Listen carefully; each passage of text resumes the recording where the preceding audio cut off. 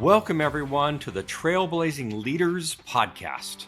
It is my promise to you to bring exceptional guests who have demonstrated a passion for talent development and the impact it has on business growth. With my guests, we're going to be discussing a range of leadership topics from the art of performance of teams and compassionate coaching all the way to driving significant culture change. We're going to have the privilege to hear some compelling stories about innovative practices and learn about the transformative ideas of our guests. And if you stay with me to the end, I'll be sharing a special gift with all of our audience. I have the honor today to introduce a very special guest who I'm privileged to be able to call also a friend, Andre Caraco. He brings over 30 years of experience in strategy and branding and marketing and crisis management working for Sony. He was named the co-president of global marketing at Sony as part of their globalization efforts within their marketing department. During his tenure, Andre has had incredible successes with the franchises, including Spider-Man, Jumanji, The Da Vinci Code, and James Bond. He's been involved in the marketing of Academy Award-winning films such as The Social Network, Zero Dark 30, Spider-Man. And what's incredible is under his leadership, he revived several of these beloved franchises, not only 3 iterations of Spider-Man and 2 iterations of Jumanji, but my favorite, the reinvigoration of 007, the franchise with Daniel Craig, and Skyfall, which was one of the highest grossing films at $1.1 billion. Andre left Sony and exited his role in 2020. After being the co-marketing president. He is an adjunct professor at the University of Southern California in film production. He is also a member of the Academy of Motion Picture Arts and Sciences. He has made a career pivot, and he is now doing production of major films and has projects underway, and is with much privilege and much honor that I am here to welcome my guest, Andre Caraco. So, Andre, how about we get into the very first question of every podcast? Hi, yeah. Tell me about your leadership beliefs. Let's do it. Thank you so much. You make me sound like such a big deal. It's embarrassing. It's like, but I I appreciate you. Um, appreciate you. yeah. So, in no short order, I have a number of leadership beliefs and a bunch of bullet points, but I'll boil them down to the sort of poetic essentials of what really has worked for me over the years. And being in the communication business, I'd say sort of at the top of the list is clear communication. I think that is critical for any leader to be able to clarify their ideas, their intent.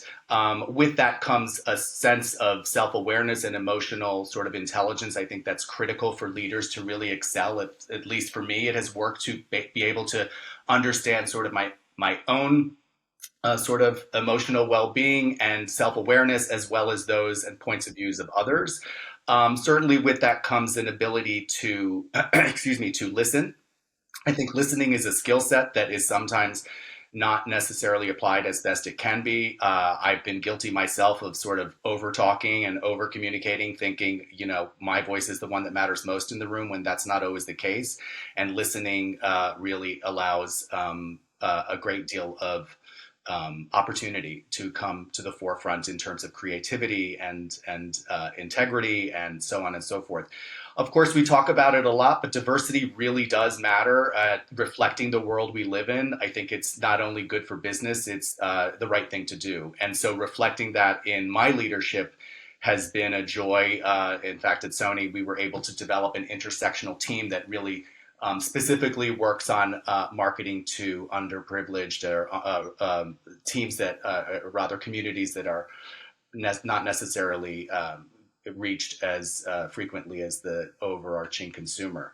Things like that. Respect, obviously, collaboration is critical, finding ways to collaborate with my colleagues horizontally, and then of course leading a team with collaboration and creating an environment where employees and teams feel safe to, as I like to say, dare to suck. Really, just it's okay to throw out a idea when you create the freedom for that to take place. Sometimes those ideas turn into the best ideas that transform a campaign. So those are some of the things I think about I, in I, terms of. I love them. I want to unpack, I hate to use that expression, but I just will unpack a few of those ideas.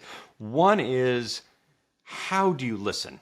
I think that's such an interesting point. I know I'm guilty of the same thing. My voice matters, but what is the practice you bring to yourself to be a good listener? How do you do that? I actually have had to train myself because sometimes when you're in a big room, your brain goes naturally to, it's like I meditate. So when I try to meditate, sometimes I'm thinking about like I've got to pick up my dry cleaning and I have to walk the dogs and brush my teeth. But, listening requires you to really zero in and on focus on the intention of the person who is speaking. And it takes grace and it takes, it's a skill set, and I think it's important to develop that to really be able to tune out what's going on in the room, whether it's someone's tapping on their computer or whatever it is, and be able to focus on what someone is saying, how they're communicating it, what is their emotional resonance when they're communicating idea, gives me an indication of how to respond and engage with someone. So I'm not sure if that completely answers the question, but that's sort of. No, I think it's almost like the leader has to realize that they're at a point in time a therapist that has to be actively listening and watching at everything and separate themselves out, which is not an easy art for most leaders who are D-oriented, driven, my idea is the right idea. And so I do appreciate the fact it is a practice skill. It is, and I'd say to add a sort of a punctuate that a little bit is another thing that I didn't mention, but I think it's important to allow for levity and humor to be part of leadership, and that allows the listening to sort of uh, uh, manifest a little better for me anyway. That doesn't, obviously you need to be appropriate in the work environment, but where you can create that comfort level, it's easier to listen to people when people feel that they are being listened to wholeheartedly by the entire team and create that listening in sort of a 360 way in a room. Yeah, so I just came back from a conference where they had a neuroscientist talk about trust and that in our brain, trust starts to be built when I feel safe, and humor is one of the best ways to start the trusting aspect of a relationship. And Absolutely agree with that. it's so primitive, but being able to put a smile on someone else's face allows that to begin. And to I do, also Oh, go sorry. ahead. No, I was just going to No. say also it can really diffuse conflict or discomfort in a room when a team member or a leader themselves is feeling, okay, this is an impasse. We're at a pain point in the conversation. That sense of levity and humor reminds us all that we're all just human and we're all working towards the same goal of sort of trying to, in my case, lift a movie campaign to its potential. Yes, and it's very interesting. You work with such big dollars and such important impacts on the business, but in the end, we didn't save. You and I don't save lives. As marketers, we don't save lives, and so there always is a place for levity. Unlike others who are literally on the front line, it is dollars, so it's there. I want to come back to this aspect of trust, but importance, what you call safety for an idea to suck. So how did you manifest that? Because I assume you have incredibly bright teams, the best in the business. How did you make it safe to suck?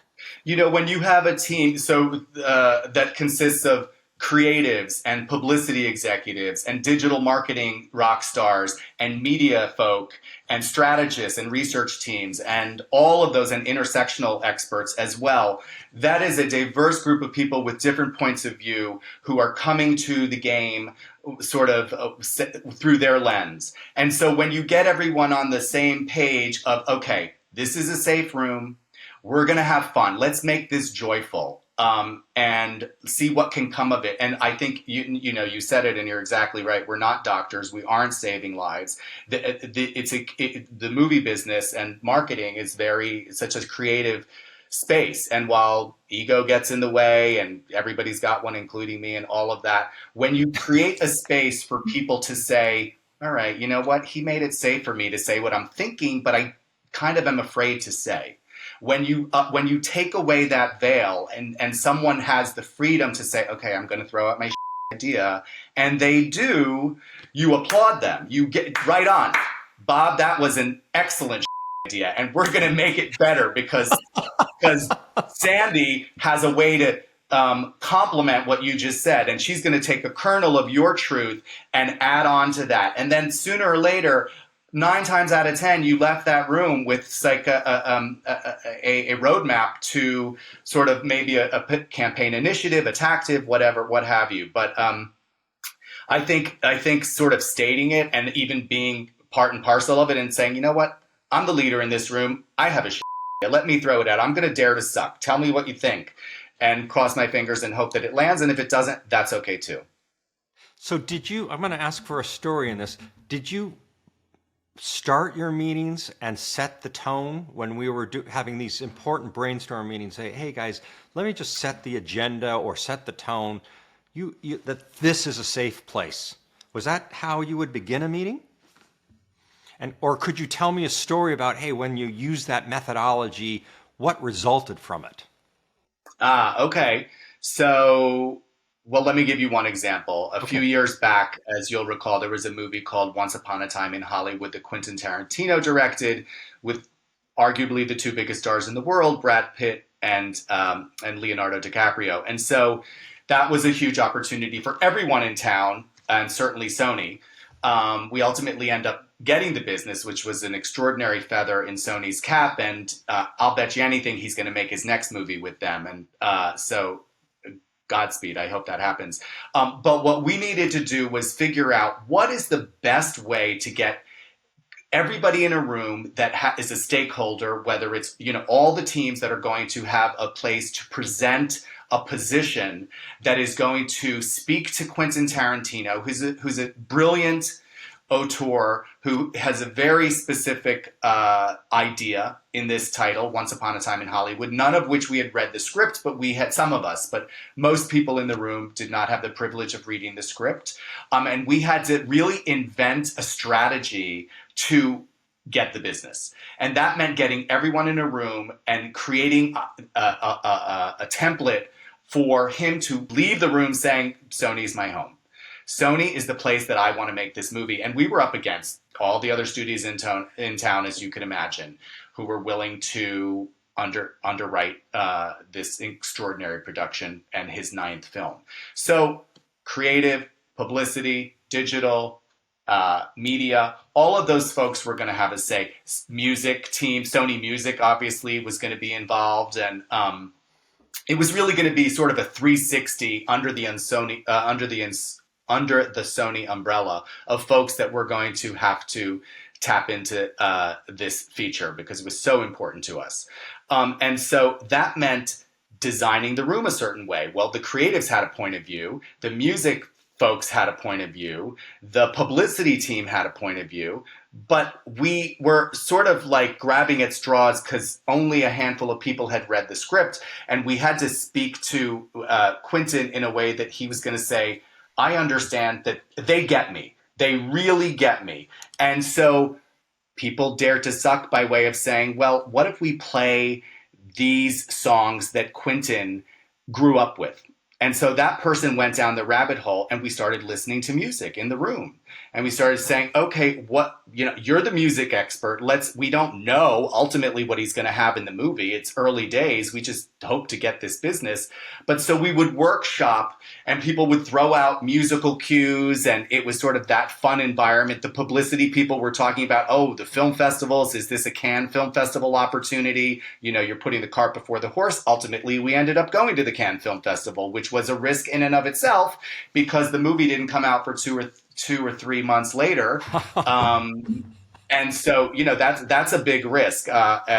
So to enter into a conversation talking about film festivals with Quentin Tarantino when we don't know, the day one of shooting has not happened, you're kind of putting yourself out on a limb.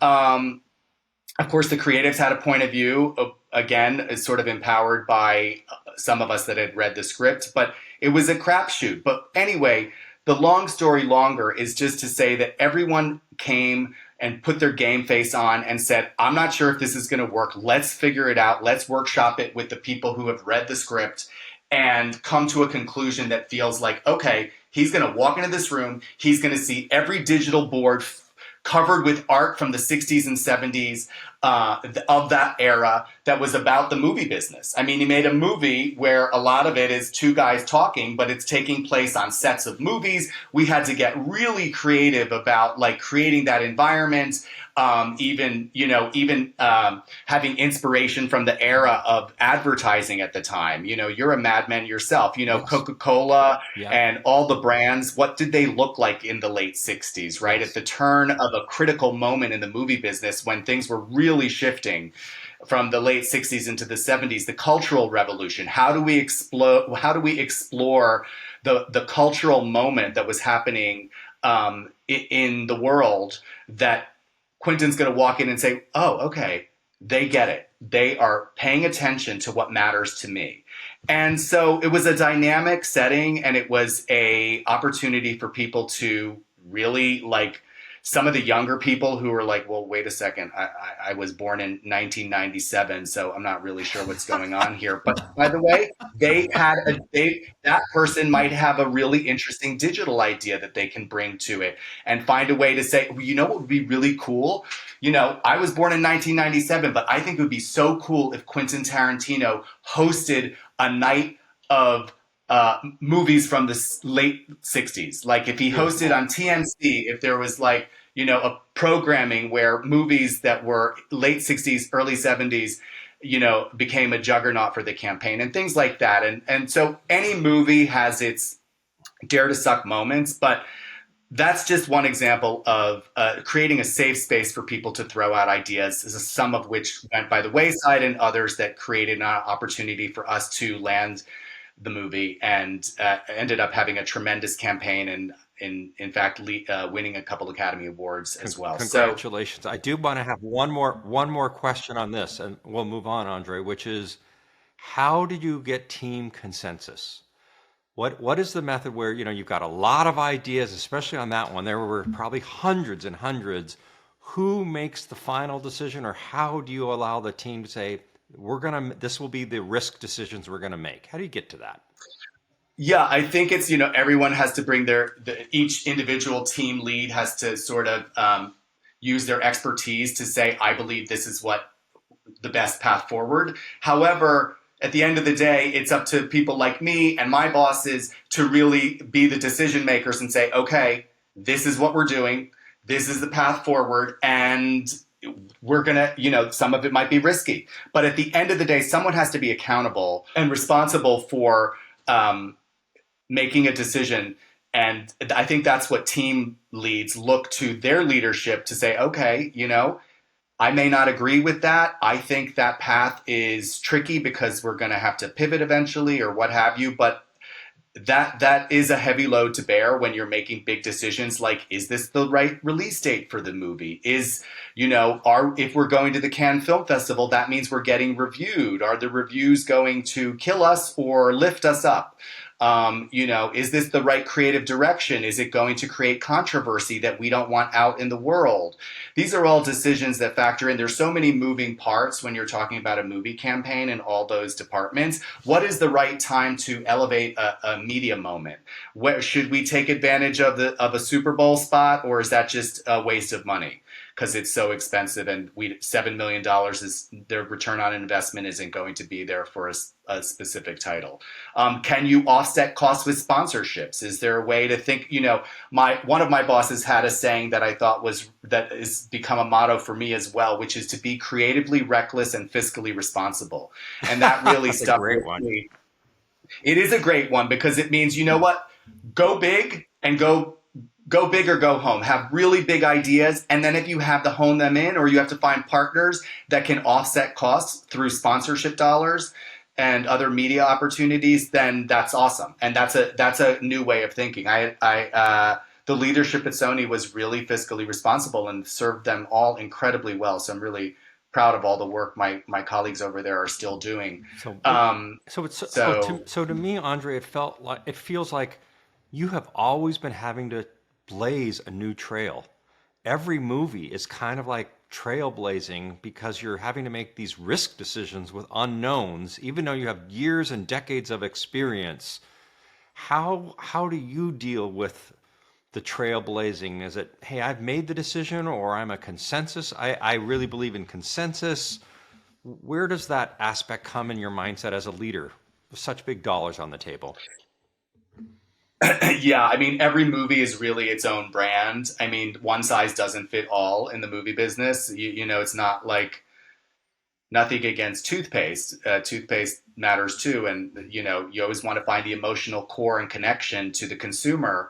But with so many moving parts in a campaign, someone uh, in leadership needs to be able to say, this is what we're doing, and try to get consensus is, of course, critical. But if there's a squeaky wheel that is not getting their way, and you have to make a tough decision that overrides the squeaky wheel, then that's what's going to happen. And being in leadership can be really painful. It causes conflict, and that's why all those things we talked about at the top, which is being sort of having a high EQ, having being able to be a good listener and collaborate with folks, is all critical. And at the end of the day, a leader has to make tough decisions.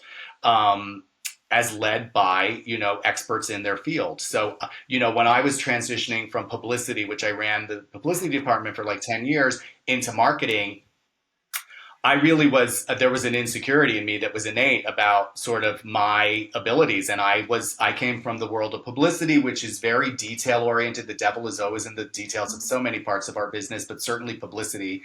And when I moved to co-run marketing, I tended to stay in my safe zone and really come from the place of publicity because that's what I knew so well. And so there was a growth moment for me where I had to face my own insecurities about micromanaging and getting into the minutia, and really stepping back and having a 360, 30,000-foot view about how to lead a team. And that was a growth moment for me personally.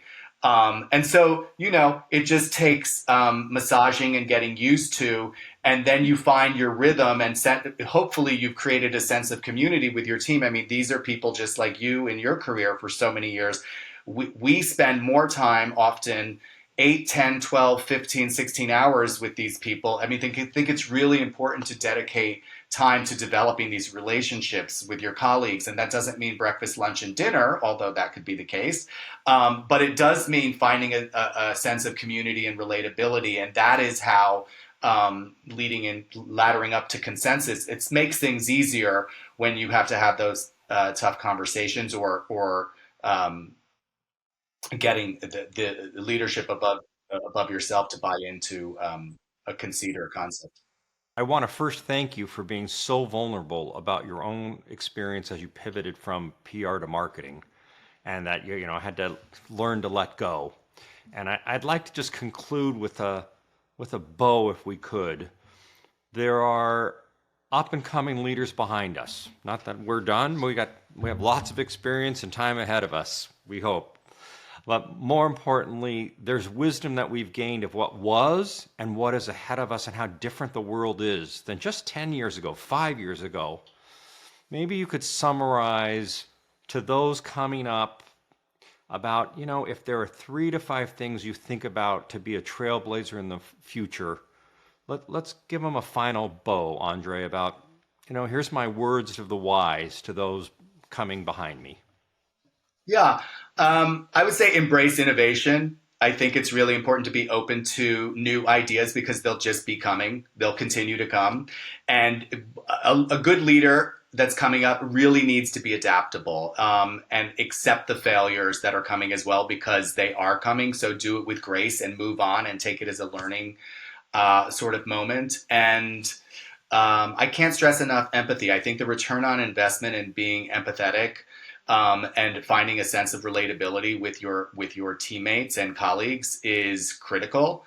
And like I said, spending time with them and really understanding their point of view. And sometimes you have to lean into one's strengths, and they may not be. You might find that someone who's in a position, as that happened to me, I had a lot of mentors in my life that saw something in me and said, he's not great at that, but he'd be really good over there. And being able to see that, and having the foresight to say, this person's a rock star. I mean, I think it's important to be able to, for me, I always prefer to have a B student that has a lot of growth potential to become an A student versus an A student that's an asshole and nobody likes and doesn't get along with and has a big ego that gets in the way. So I think it's important to have a growth mindset versus a fixed mindset. There's a book called, I think it's called Growth Mindset. I think it is called Growth Mindset. Yes. Carol Dweck. Yeah.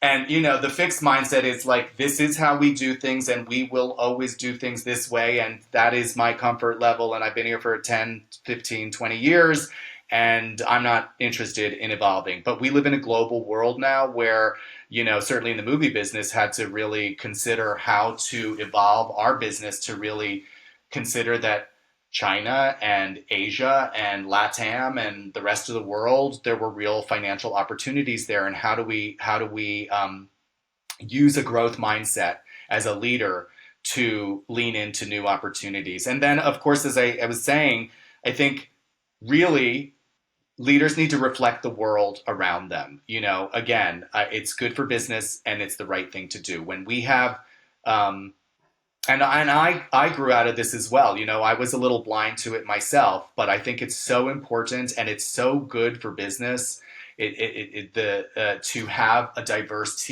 points of view in a room, because you and I, Russell, have different points of view and those are our points of view. But the folks that have worked with and for us have different points of view that can be illuminating to any campaign you're working on. And when you give the sort of create an opening for new ideas to be expressed, it only helps the leadership as well. Be flexible in your leadership style, because your stakeholders, whether they're internal or external, you might have to adapt how you're leading. If for me, talking to filmmakers and talent and executives might feel different than talking to my day-to-day sort of teammates. So I'm hearing the agility, the adaptability, the creativity, the diversity. And what came to my mind as you were speaking is we really, as leaders, are the AI of all the people. We're always worried, AI is going to replace us and we're going to have all the truth is our job is to let the AI of our brains, these incredible, of all those people in a room, come together and do their magic. And we're the connectors, the neural connectors of safety and trust and bond and courage and friendship and honesty and vulnerability that creates magic that a machine can always make better, but there is a certain power that we as leaders create amongst each other. And I think when you describe the Quentin Tarantino, and I think about it as you were really the center network of networking all those brains and allowing all that brain power to come together. And I think I look at you and say, hey, as a trailblazing leader, you understand how to unleash the mindset and the creativity that sits within each other. And I give you the highest respect for your philosophy. And I thank you so much for your time and sharing with us today. You're so welcome. Thank you so much for having me. It's been a complete pleasure and honor. And I encourage all those leaders to become storytellers instead of presenters that push buttons. People like stories, and that is what engages customers. Amen. So on that, amen. Thank you so much for your leadership and including me in today's conversation. Thanks I really appreciate it. I would like to just summarize today's podcast because I thought Andre hit upon so many important points. I think the first point that was so important was the power of trust within a team and making it a safe place for creative ideas and innovations and conversations to come forward, and to build trust through connection, listening, authentically caring, whether that's sharing a meal, humor, because without trust, there can be no real safe opportunity for innovation. And we're entering a new future where innovation is key. The other key aspect I took away from our podcast was thinking about the role of leader as the neural hub to be in allowing the brain power of everybody in the room to come together and to be building upon one another, and then to be inspiring them to use the new technologies, whether it's AI or whatever it's going to be, and make things even better. And so that you get the compounding effect of both the technology and the brilliance of our brains and our creativity. But it can't happen without trust and safety and humor and joy and passion and listening and engagement. And then ultimately someone, the leader, making the important decisions and tough decisions, and even what you would consider the risk decisions to help the business grow. And as a special gift for today's listeners, I want you to go over to the Kern & Partners website, spelled out kernandpartners.com, and right on the homepage there's a special gift. It is the ultimate collection of the Magnificent Manager Advantage resources. It is jam-packed with important information about the 12 proven behaviors that turn good managers into magnificent managers to increase employee engagement, improve sales and profits, and increase retention, and attract better A talent. So regardless of your role, be sure to download this resource as a special offer. Thank you for listening to this episode of the Trailblazing Leaders Podcast. If you want to check out more episodes, you're going to find them on all major streaming platforms such as Spotify, Apple Podcasts, and of course, YouTube. The podcast is also available at our website at kernandpartners.com. Thank you for being with us today, and we'll see you on our next episode.